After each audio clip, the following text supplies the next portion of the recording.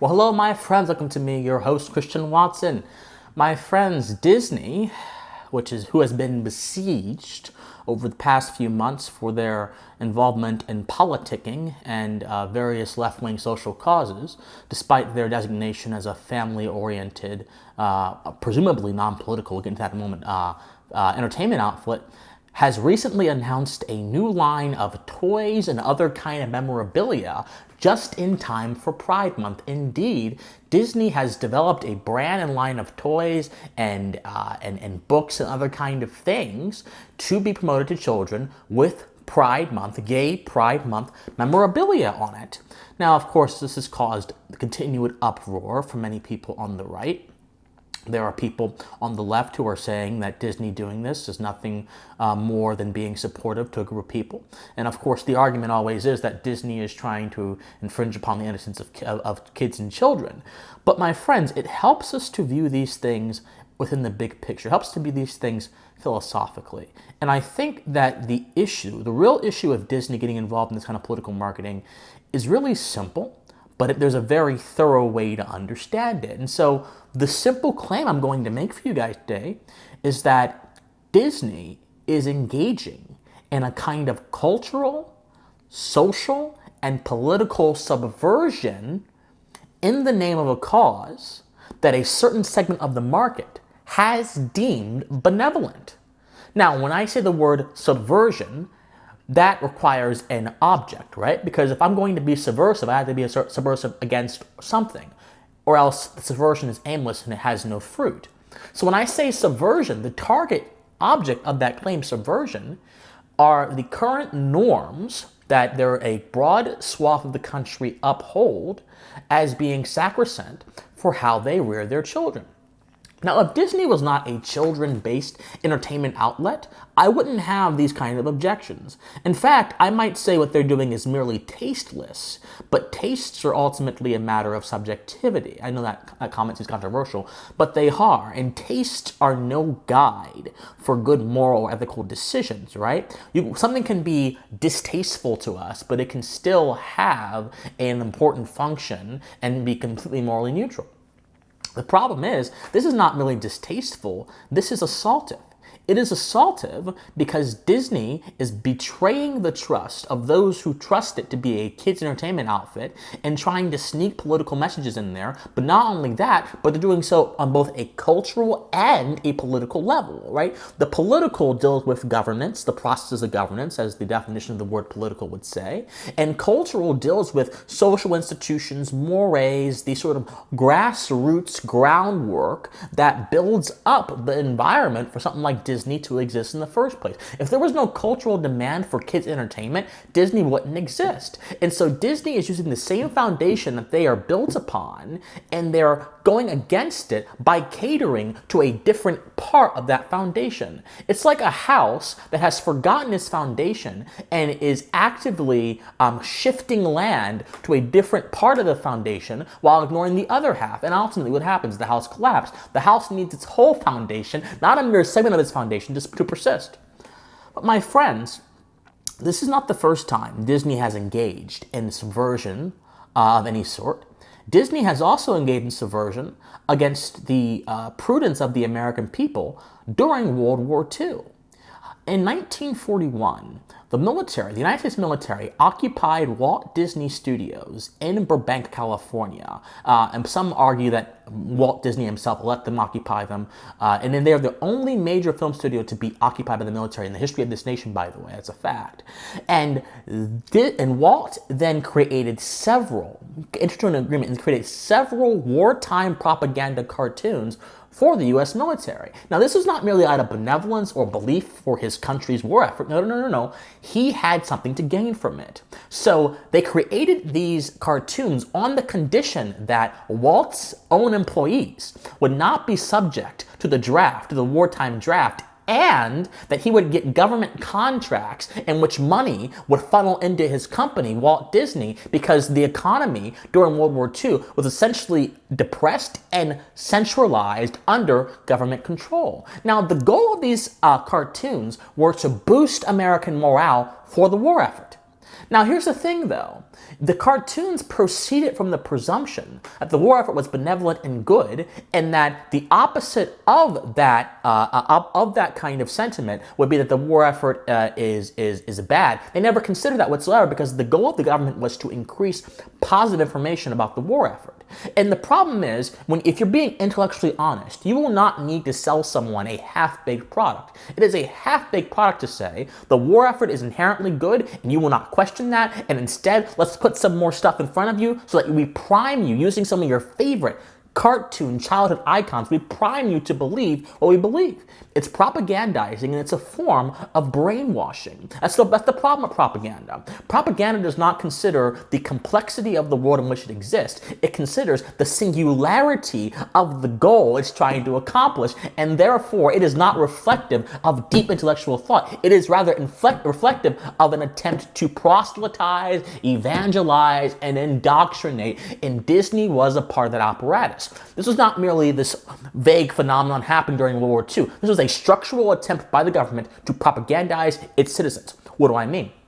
Roosevelt established two offices, and one of which will be consequential for my claim, and the other which will be contextually consequential. One of those offices was the Office of Wartime Information, in which the government quite literally seized control of the major streams of communication, this is in 1942, Americans used, and then blasted it with pro-war propaganda, and Disney existed in that same context. Disney was a part of that same machine which blasted pro-government war propaganda. In fact, it got so bad that the government started creating rumor mills in different parts of society to snuff out anti-war language, which they deemed rumors or falsehoods. The Roosevelt administration was so hell-bent on controlling the narrative and controlling the flow of information not because they wanted people to know the truth, they wanted to support their own self-interest, and Disney was a part of that.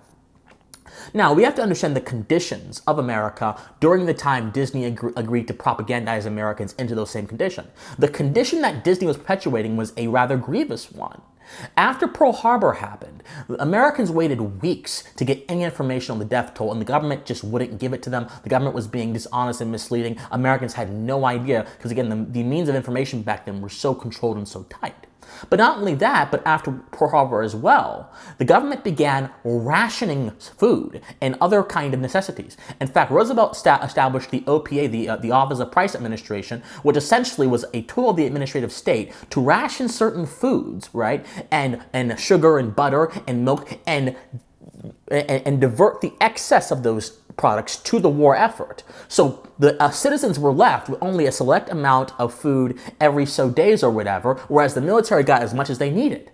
And the argument for this is that, well, Christian, there was a shortage because Indochina was controlled by our enemies. No, that may be a factor, but the real factor is that war is a massive soaking up of energy that requires the labor of productive peoples to produce, but it itself produces nothing but destruction. Okay, back to Disney. So Disney promoted people being subservient to the government during wartime. They had a cartoon that they made called The New Spirit, where Donald Duck is promoting income tax payments that helped the government perpetuate its war effort. They had another cartoon where Donald Duck was in a world controlled by Nazis to propagandize how that would be, and then at the end of it, he kisses a statue saying, "I love America." Again, there's no true question or reflection within these cartoons. They're meant to push a one-sided, limited point of view. The American government was not trying to make people think, they were trying to make people subservient to them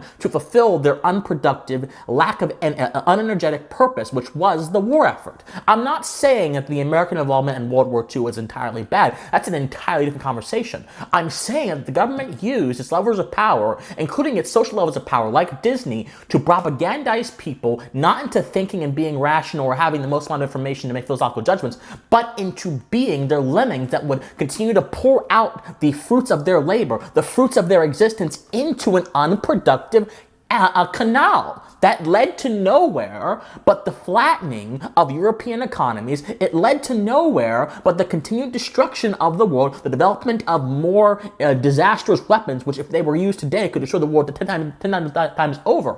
That's what I'm saying. And Disney was a core part of the cultural elixir that helped this happen. Whether you support the war effort or not, you cannot deny that Disney was a propaganda machine that was trying to convert people into lemmings, not allow them to think rationally about what was going on. And in the presence of ignorance, in the presence of willful ignorance, which is what Disney was trying to put on people, there can be no revelation, there can be no novel thought, and there therefore can be no knowledge. The American government was using dreaded epistemology to destroy the rational inquiry of knowledge. And so, my friends, there are many other instances of Disney doing things with the government during wartime. But they were being culturally subversive towards the American tradition of independent-mindedness that sparked the Tea Revolt, that sparked our revolution, and which established the founding documents, established freedom of the press, established the autonomy of certain modes of communication to ensure that Americans are not going to be misled by coercive force. And yet Disney was a part of that.